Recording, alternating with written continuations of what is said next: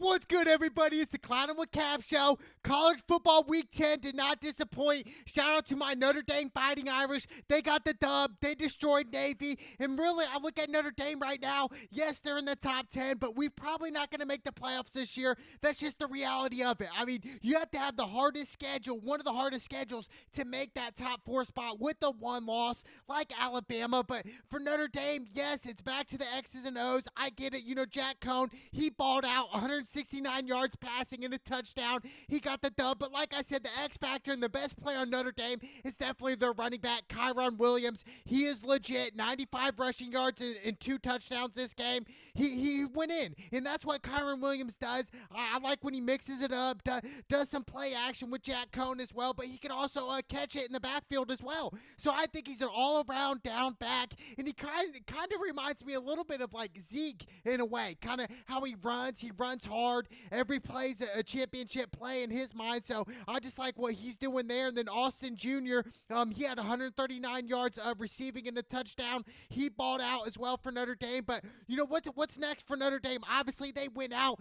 They will get a good bowl game. It's disappointing, right? They're not going to get, that top 4. It's just part of it. I mean, they're going to have to get really lucky for them to even consider being that number 4 spot. It's just hard. It's hard. But, for Notre Dame, yes, big win for Brian Kelly and Coach Kelly. But look, you're playing for next year. And obviously, they open up at Ohio State in 2022. That's going to be crazy. But for Notre Dame, it's just getting W's right now because you're probably going to be out of it. So a good bowl game is what they're playing for. Then we got Missouri versus Georgia Bulldogs. Georgia, number 1 team in the country, rightly so. I mean, their defense is the best in the country. They've given up about 6 points a game, dude. That is crazy. Insane to me, and really Georgia, they step it up in their quarterback Stetson Bennett. He's really stepped it up, and he really wasn't the traditional starter at the first of week 1. So 255 yards passing and 2 touchdowns for Stetson Bennett. Got the job done. That's what Georgia is. They're smash mouth football, and really, I'm telling you right now, Georgia is the team to beat. We could say Bama, we could say other schools and all this, but actually Georgia is the team because they have the best defense in the country. So go Georgia, they are the team. And then we got Ohio State versus Nebraska. Ohio State won. Look, they didn't cover the 15 points. They only won by 9. Really, this was a hard, tough game for Ohio State, really. I thought they were going to really blow them out a little bit more. C.J. Stroud, he had 105 yards passing, 2 touchdowns and 2 picks. Didn't have the best game, so to speak. Martinez had a good game as well for Nebraska. I just think for Ohio State, yes, you guys are that 4 spot right now. It's just like, it's Ohio State, can they beat Georgia? Can they beat Ohio State this year? I don't know. Just looking at them right now, I don't think Ohio State team can beat Georgia or Bama right now at this very moment. But, that's why they continue to play. We're getting towards the end of the season, so it's going to be great, man. I love it so much, but big win by Ohio State. Then we had the upset alert game, was definitely Wake Forest and North Carolina. I picked Wake Forest here. I thought they were going to win, and they had their moments. They had their opportunities to win, and it really came down to the wire. Only 3-point loss for Wake Forest, but for North Carolina, this is a huge win for you guys. Sam Howell, he had 216 yards passing and a touchdown, but the difference maker was their running back, Ty Chandler. He was the X factor, 213 yards on the ground and 4 touchdowns. I mean, really, Wake Forest had no answer for Ty, and really, if it wasn't for Ty, North Carolina would have never been in this game, and let alone, dude, 4 touchdowns. He balled out, dude. Hey, he's balling like he's broke. I'm telling you what. So shout out to Ty, man. Balled out. Wake Forest, that's it for you guys. Yes, you'll get a nice bowl game, but for as far as making a playoff spot, no, it's over for you guys. But what a run! But big win by North Carolina. Then we got Liberty versus Ole Miss. I picked Ole Miss in this matchup. They covered the 9.5. This was really an easy pick here. I mean, you should have put everything you owned on Ole Miss. We're talking about Liberty here. I didn't even know they were Division 1 after all. So, what a win. What a win by Ole Miss. Matt Carroll, 324 yards passing and a touchdown. So that was the difference. And then Jackson, he had 6 receptions, 126 yards receiving and a touchdown for Ole Miss. Got it out there. And Malik Willis, the quarterback for Liberty, threw 3 picks. That's not going to help either. So this was a must win for Ole Miss, and they got the job done. Then I had another upset game here. Illinois over Minnesota. Minnesota came into this game 14.5-point favorites. I didn't really like the quarterback play of Tanner Morgan, and he threw 2 interceptions. And that's really why Illinois won. And then obviously Chase Brown, 147 yards on the ground, really ran all over Minnesota's defense. It was just a great game for them. So what a upset by Illinois. Then we got Pittsburgh versus Duke. Pittsburgh, Kenny Pickett, man, I do think this kid will be playing on Sundays. He had 416 yards passing and 3 touchdowns against Duke. Really balled out, and his favorite target, Jordan Addison, 171 yards receiving and a touchdown. I just didn't think Duke had enough. And Gunner, he only had 1 touchdown, the quarterback there. It wasn't enough for Pittsburgh, and they put up a hell of a score, 54-29. Really blew him out, and that's because of the Kenny Pickett, dude. I'm telling you, he would be playing on Sundays. Pittsburgh is legit. They'll get a great bowl game this year. Go Pittsburgh. And then we got the upset alert game of the week. Was definitely Michigan State losing to Purdue. I should have really caught the eye here. I did pick Michigan State. I thought Michigan State beating Michigan last week was definitely why I rolled with Michigan State, but I should have known. You know, it wasn't the first time Purdue's upset a top 25 team this year.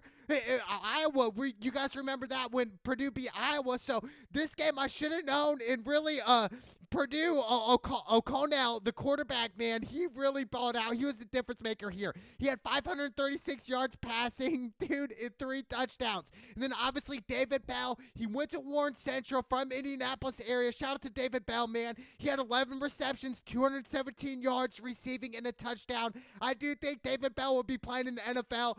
Take off, David Bell. Keep going. But for Michigan State, what's next for you guys? Obviously, I don't think it's completely done for Michigan State. As much as it sounds, I get it. Yes, they still play Ohio State. Now, let's say they win out and win the Big Ten. I do think Michigan State could still possibly get in that playoff spot. But it's just going to be a little bit harder now. You guys lost to Purdue at Purdue. There's no excuse here. You know, Peyton Thorne, he had 2 touchdowns and 1 pick.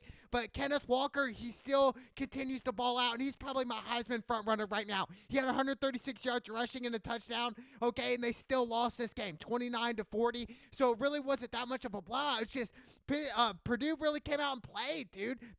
I just felt like there was more energy on Purdue's side. There's more enthusiasm, more passion than what Michigan State came out. Michigan State came out like, oh, we just beat, Michigan. Now we're in the top 3. We're feeling ourselves. We're number 3 ranked right now. Well, not anymore now, Michigan State. It's just like, you guys should have not been feeling yourself so much like that. It's crazy, though, dude. It's amazing. Hey, shout out to Purdue, though. Indiana school, I'm always rooting for Indiana schools. I just realistically didn't think that Purdue would beat Michigan State here. But they did, man. Hats off to Purdue. What an upset, man. And then we got Tulsa versus Cincinnati. Cincinnati came in 22.5-point favorites. They clearly did not cover this. This was a closer game than expected, and it makes sense why Cincinnati isn't in the top 4 right now. I mean, dude, you guys are playing cupcake schools here. Tulsa, and you guys are like almost gonna get scored on and tied up and go to overtime against Tulsa. Like, dude, Bama, Ohio State, those type of schools would have blown this team out. I think that's not a good look for Cincinnati, and also not a good look for Cincinnati's their running back. He ended up getting hurt this game. Jerome Ford. This is not a good look. I think if Jerome Ford is done for the year, I think Cincinnati, their season is probably over, dude. I mean, he was definitely a difference maker. I mean, rushing for over 100 yards almost a game, dude. Like, this guy is legit, and I just think that is a heavy loss. I mean, Desmond Ryder, he had a decent game, 274 yards passing, 2 touchdowns and an interception. He also had 12 carries, 43 yards rushing, and a rushing touchdown. And then Alec Pierce, he had 113 yards reception, 113 yards receiving, and a touchdown. I just think for Cincinnati, man, it's just like, I get it, dude. You guys don't have the hardest schedule, but you can't really control that this year. But what can you control is blowing teams out, dude. Like, Tulsa should not be in this game at all. I think, if anything, Cincinnati's going to stay at 6, maybe even drop back to 7 here. I don't know. I can see a one-loss team jumping Cincinnati come playoff time, to where Cincinnati run the whole table, didn't lose a game. Their only good win is against Notre Dame. That's it, dude. Like, you guys need other teams. You need like a Florida SEC school, Auburn, somebody else besides Notre Dame. I just think for Cincinnati, it's not cutting it. They'll probably stay 6, maybe even drop back to 7. Then we got Oklahoma State versus West Virginia. I went West Virginia. I thought they'd get the upset. They've upset a couple teams this year, but it just wasn't enough. Oklahoma State, Spencer Sanders, he came out and balled out. 182 yards passing, 2 touchdowns, and 1 pick.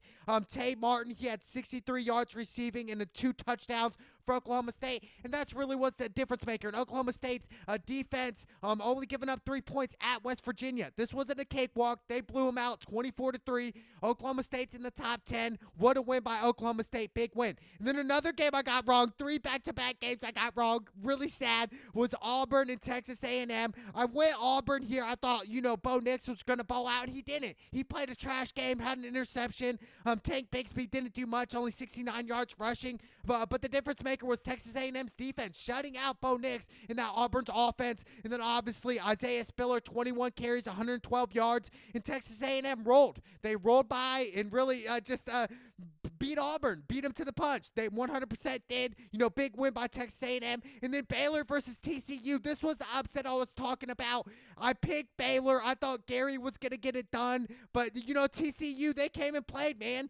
Chandler Morris, 461 yards passing and 2 touchdowns. He also had 11 carries, 70 yards rushing and a rushing touchdown. He was the difference for TCU. He brought life to TCU, and he made this a game against Baylor. So, and then Quentin Johnston, he had 142 yards receiving and a touchdown. It just wasn't enough. Gary Bohannon, he had 3 touchdowns and 2 interceptions. We saw that late interception that was really the game at the end of the game, and it just wasn't enough for Baylor, man. What an upset by TCU. I did not see this coming. I told you guys to go Baylor here because of Gary, but he threw a pick late. You're going to learn from it, though, all day. So, what an upset by TCU. Then we got Mississippi State versus Arkansas. Arkansas was 4.5-point favorites. They didn't cover this game. They won. If you guys would have went money line, you would have hit that Arkansas bet. KJ Jefferson, 191 yards passing and a touchdown. And then Dominic Johnson, he had 2 touchdowns on 107 yards rushing, dude. He was definitely a difference maker as well. And then Treylon Burks, he had 82 yards receiving and a touchdown. And really, they just put it on Mississippi State. Mississippi State really made this a game as well. Mississippi State's quarterback balled out. Will Rogers, he had 4 touchdowns on 417 yards passing, dude. Straight balled out. Yes, he had 1 bad interception. That was it. Malik Polk, he had 8 receptions, 117 yards receiving for Mississippi State. And really, this was a game. I mean, Mississippi State had their moments to win this game, but ultimately I picked Arkansas because they were more battle-tested throughout the year. So, big win by Arkansas. Then we got NC State versus Florida State. I went NC State here. Why? Because they beat Clemson earlier this year, and Florida State's defense is trash, and really Florida State's just overrated in general. That's why I went NC State here all day here. This wasn't a no-brainer pick, dude. I mean, Devin Learney, he had 314 yards passing with 4 touchdowns, only 1 pick against Florida State. And really that pick necessarily wasn't his fault. It was kind of a 50-50 play, but NC State, they got the win. They got the dub. It's not saying much because, like I said, Florida State is trash this year. Then we had really a rivalry, a close game, LSU and Bama. Really, LSU, they had their opportunities as well. Only lost 14-20. This did not look like a good Bama team. I mean, Bryce Young, yes, he had a good game, 302 yards passing and 2 touchdowns. Jamison Williams, he had 160 yards receiving and a touchdown. That's what Bama does. But Bama's defense, like I said all year, their secondary is kind of suspect. And it really is. And we saw against A&M, they gave up a lot of points. I believe it was 41 points, which is crazy. But Max Johnson had 2 touchdowns and an interception. Davis Price, he had 23 carries, 104 yards rushing on Alabama's defense. So I would say overall, looking at Alabama, they're number 2 in the country, 100%. They got a great coach. But I just think for Alabama right now, it's like, can you guys beat Georgia? And I really think, even Ohio State or Oregon team could possibly upset Alabama right now. That sounds ridiculous. It really does. But it's just looking at Alabama's defense. They're not the same right now. And this is the time to attack them, really. But hey, a win is a win. I'm telling you right now, dude, for Nick Saban, a win is a win. 20.5, they came into this game favorites. Obviously, you went money line, you would have hit, but they did not clear that. 28.5, I even said that was too much. That is way too much for this type of game. It doesn't matter if LSU lost every single game before this game. It does not matter. It's normally always a close game, but what a win by Alabama. Then we got Tennessee versus Kentucky.